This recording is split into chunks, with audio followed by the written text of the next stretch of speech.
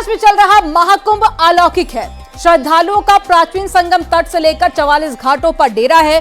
दिन रात एक जैसे हैं। संगम तट पर नौकाओं का भी संसार सा बस गया है। 10,000 से ज्यादा नाविक लाखों श्रद्धालुओं को हर दिन संगम नोज पर लेकर जाते हैं, जहां श्रद्धालु आस्था की डुबकी लगाते हैं।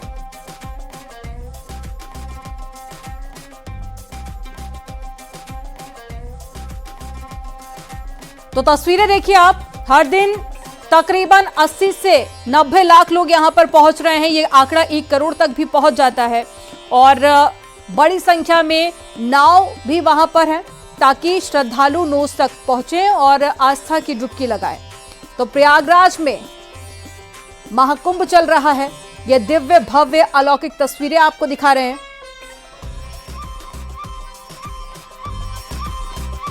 नाव में बैठ करके श्रद्धालु बीच में संगम नोज तक आते हैं और उसके बाद वीवीआईपी घाट पर स्नान करते हैं। ये तस्वीर आप देखिए कि किस तरीके से हजारों नाव यहां पर लगाई गई हैं महाकुंभ क्षेत्र में, जो तमाम श्रद्धालुओं को लगातार यहां तक ला रही हैं। और यहां पर आप देख सकते हैं जो तस्वीर यहां पर बीच की दिखाई दे रही है कि किस तरीके से गंगा और यमुना और अदृश्य सरस्वती का जो संगम नोज पर मिलन होता है, जिसे संगम नोज कहा जाता है। जो मटमैला पानी है वो गंगा का पानी है, जो हरा पानी है वो यमुना का पानी है। और किस तरीके से देश दुनिया से जो श्रद्धालु यहां पर आ रहे हैं, वो यहां पर साइबेरियन बर्ड्स भी यहां पर तस्वीरों में आप देख सकते हैं कि वो यहां पर खूबसूरती को किस तरीके से बढ़ा रही हैं।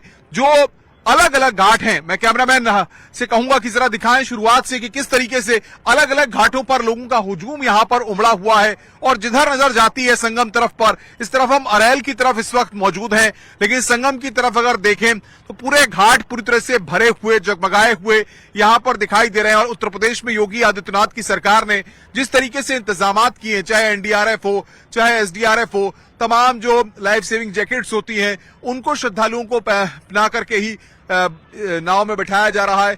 और उसके बाद लगभग 1 से 1.5 घंटा आप देख सकते हैं कि जो श्रद्धालु आ रहे हैं, चाहे वो अरैल की तरफ से हो, चाहे संगम नोज की तरफ से, संगम तट की तरफ से आ रहे हो, वो पूरा इस संगम क्षेत्र का जो पूरा क्षेत्र है उसका आनंद लेते हुए यहां पर देखते हैं। परिवार के साथ आ रहे हैं, बड़े बुजुर्ग भी लोग आ रहे हैं। और उसके बाद जो वीआईपी घाट बीच में बनाया गया है, वहां पर लोग पहुंच करके स्नान कर रहे हैं, जिसमें बाकायदा पीएसी के जवानों को साथ साथ जो वीआईपी एस्कॉर्ट है उनको भी वहां पर लगाया गया है। आप देखिए कि जो जेटी हैं वो अलग से हैं, जो नाव हैं वो अलग से हैं। ये अलग अलग व्यवस्थाएं यहां पर की गई हैं, जिसका श्रद्धालु यहां पर भरपूर आनंद ले रहे हैं। चाहे केरल की बात हो, तमिलनाडु की बात हो, आंध्र प्रदेश की बात हो, अलग अलग राज्यों से जो लोग आ रहे हैं वो यहां पर नाव की बुकिंग करते हैं। इसके लिए 100 से 500 रुपए तक यहां उन्हें खर्च करने पड़ते हैं और उसके बाद जाकर के वो यहां पर नौकायन का भी आनंद ले रहे हैं। कैमरामैन मुनमुन के साथ अनुपम मिश्रा, न्यूज 18, संगम क्षेत्र, प्रयागराज। महाकुंभ के 6 अमृत स्नान में से सबसे बड़ा अमृत स्नान 29 जनवरी को होना है। माघ महीने की अमावस्या तिथि पर महाकुंभ में 10 करोड़ श्रद्धालुओं के आने का अनुमान है।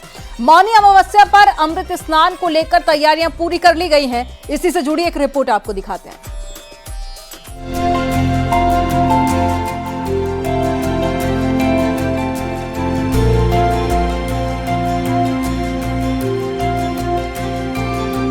प्रयागराज महाकुंभ में 29 जनवरी को तीसरा अमृत स्नान है। मौनी अमावस्या पर अमृत स्नान का खास महत्व है, इसलिए देश के अलग अलग हिस्सों से श्रद्धालु महाकुंभ में स्नान करने पहुंचेंगे।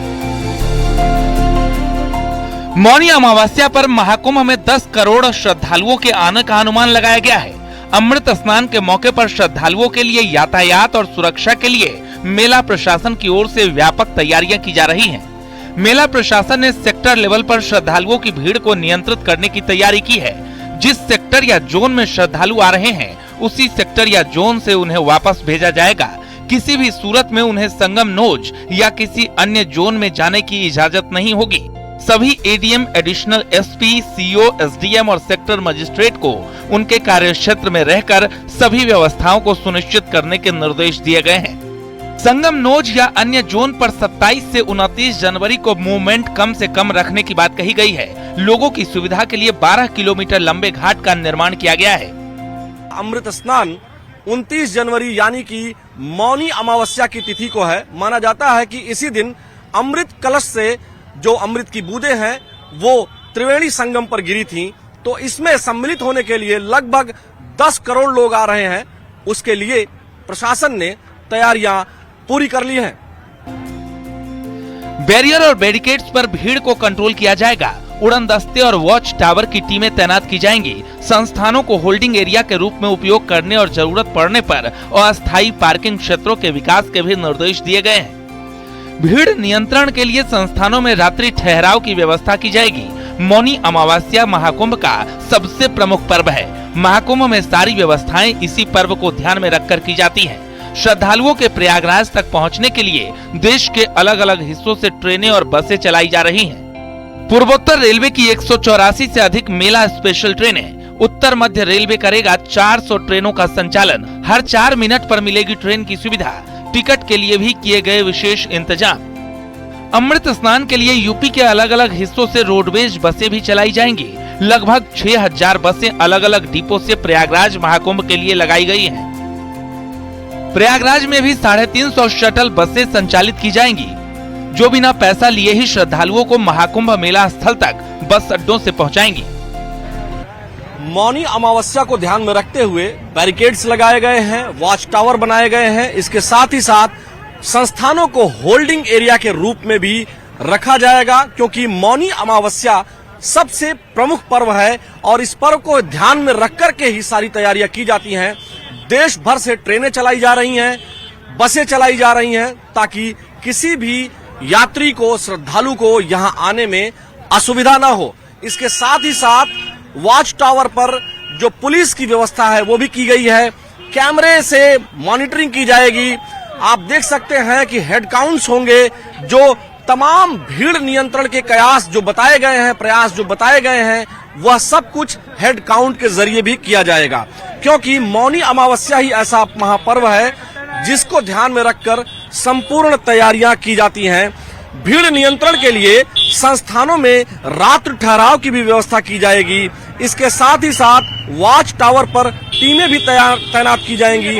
उड़न दस्ते का निर्माण किया गया है, जो बीच बीच में जाकर सब निगरानी करेंगी। इसके साथ ही साथ श्रद्धालुओं को प्रयागराज पहुंचने के लिए तमाम जो बसें और ट्रेनें चलाई जाती हैं उसकी व्यवस्था भी की गई है। कुल मिलाकर मौनी अमावस्या की जो ये तैयारी है वह पूरी तरीके से कारगर दिखाई दे रही है और सही दिशा में भी है। करोड़ों श्रद्धालुओं को महाकुंभ पहुंचने की उम्मीद मौनी अमावस्या पर है, लिहाजा तैयारियों में कोई कमी नहीं छोड़ी जा रही है। फिर चाहे बस सेवा हो या फिर ट्रेन, वहीं भीड़ नियंत्रण के लिए भी बड़े पैमाने पर तैयारी की जा रही है। प्रशासन श्रद्धालुओं से भी अपील कर रहा है कि जो भी एडवाइजरी जारी की गई है उसका पालन जरूर करें, जिससे आपको कोई परेशानी ना हो। Bureau report, news 18।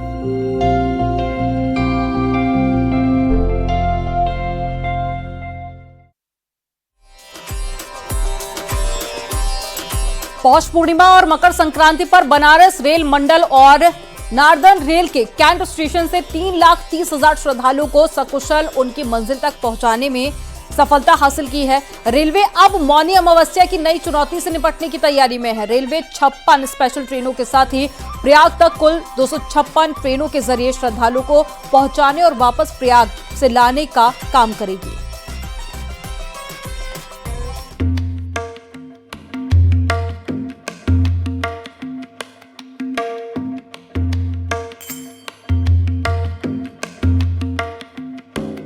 Mauni Amavasya पर श्रद्धालुओं की भीड़ बढ़ेगी। इसी संभावना के मद्देनजर वाराणसी से 56 अतिरिक्त ट्रेनें चलाने की रणनीति पर काम शुरू कर दिया गया है। सुरक्षा को भी सर्वोच्च प्राथमिकता पर रखते हुए जीआरपी, सिविल पुलिस के सहयोग में पीएसी, आरपीएसएफ और सीआरपीएफ की टुकड़ियां लगाई जा रही हैं।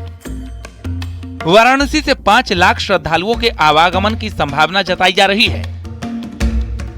महाकुंभ में माघ मेले की अमावस्या का स्नान 29 जनवरी को होगा। मौनी अमावस्या पर अमृत स्नान का विशेष महत्व है और इसी दिन सबसे ज्यादा श्रद्धालु पहुंचते हैं।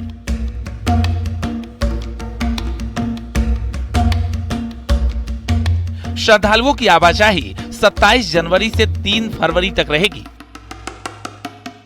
वर्किंग डे से 2 दिन पहले से हमारे सिस्टम फुल फ्लेज एकदम वैसे भी है तो उसमें ज़्यादा अलर्टनेस बढ़ जाती है। एंड इसके बाद जैसे स्नान में हमारे जो वाराणसी स्टेशन के लिए हमें रिटर्न का काफ़ी रहता है, जैसे अयोध्या से और यहाँ से, तो हम D+2 तक जो है अलर्ट मोड में रहते हैं और पूरी सिस्टम जो प्लेस होता है। इस मिला के हमारे यहाँ जो रेगुलर ट्रेन चलती है 260 ट्रेन पर डे चलती है, उसमें से आप देखेंगे 71 पेयर्स मतलब 142 ट्रेन्स ये जो है मेला के मतलब अयोध्या एंड मेला की तरफ जाती हैं ट्रेन, ये प्रयागराज की तरफ। एक अयोध्या हमारे लिए दो जो धार्मिक तीर्थयात्री वो जाते हैं, तो इसमें लगभग 142 ट्रेन्स जाती हैं उधर। और इसके बाद जो हमारे और भी 56 ट्रेनें स्पेशल चल रही हैं इसके थ्रू जा रही हैं। 56 में उसमें जो 22 ट्रेनें हैं यहीं वाराणसी टाउन से ओरिजिनेट होंगी और यहीं पे टर्मिनेट हो जाएंगी, और 34 ट्रेन यहाँ से पास होंगी वाराणसी कैंट से वेरियस प्लेसेस के लिए। वाराणसी के कैंट रेलवे स्टेशन से सामान्य दिनों में 260 जोड़ी यात्री ट्रेनों के अलावा 100 मालगाड़ी संचालित की जाती हैं। इनमें 140 ट्रेनें प्रयागराज और अयोध्या रूट से होकर गुजरती हैं। ऐसे में सामान्य ट्रेनों को प्रभावित किए बिना अतिरिक्त महाकुंभ स्पेशल ट्रेनों का परिचालन चुनौती से कम नहीं होगा। बहरहाल रेलवे ने इसके लिए पुख्ता बंदोबस्त किए हैं। पौष पूर्णिमा और मकर संक्रांति के बाद अब जो सबसे बड़ी चुनौती है वो है माघी अमावस्या की, जिसका स्नान 29 जनवरी को है। और इस स्नान को पूरा कराने के लिए रेलवे ने भी तैयारी कर ली है, क्योंकि इससे पहले बनास रेल मंडल और नॉर्दर्न रेल के कैंट स्टेशन से 3,30,000 श्रद्धालुओं को सकुशल उनकी मंजिल तक पहुंचाया गया। और अब रेलवे मौनी अमावस्या की नई चुनौती से निपटने की तैयारी में है।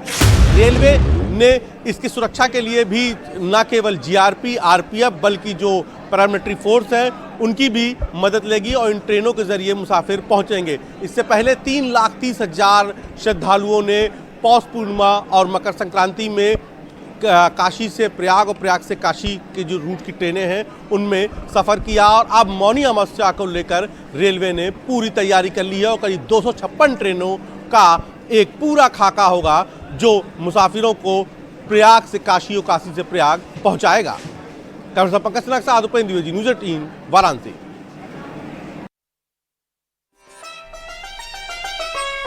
महाकुंभ में श्रद्धालु संगम की रेती की भव्यता देखकर उत्साहित है। वहीं संतों के साथ में श्रद्धालु भी खूब जश्न मना रहे हैं और महाकुंभ में आए श्रद्धालुओं ने जमकर डांस किया और साधु संतों का साथ दिया।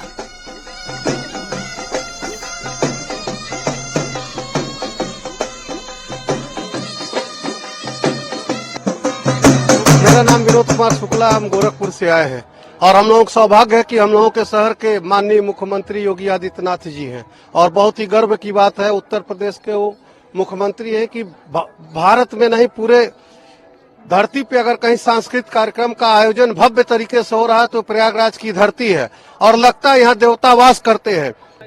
स्वर्ग में आया ऐसा लग रहा है, जैसा स्वर्ग वैसा लग रहा है। बहुत अच्छा देश बहुत आनंद आ गया, स्वर्ग में जैसा बहुत अच्छा। हाँ, 26 जनवरी स्वतंत्र दिन है आज, बहुत सब शुभकामनाएं सब। ये हमें सौभाग्य है कि यहाँ पर महाकुंभ में 144 साल बाद महाकुंभ लगा है और इसमें हमें पटियाला जोन नॉर्थ जोन वालों ने ये प्रोग्राम का ये मौका दिया। तो इसमें जैसे आज 26 जनवरी है तो वैसे तो हम देशभक्ति गाना बजाते हैं और वैसे लोकगीत बजाते हैं, जैसे हरियाणा का है, जैसे ब्रजवास का है, सबका ही बजाते हैं। पर आज हमें इतना बहुत खुश हुआ जो हमारे इतनी पब्लिक आई इकट्ठी हुई, हमें मतलब इतना मौका मिला ये प्रयागराज की धरती पे एक कलाग्राम में जो इतना हमने ये प्रस्तुति करी, देशभक्ति गाना बजाया, दुनिया नाची कूदी, उसपे हम भी हमारा मन भी शांत होया, बहुत मन खुश हो गया।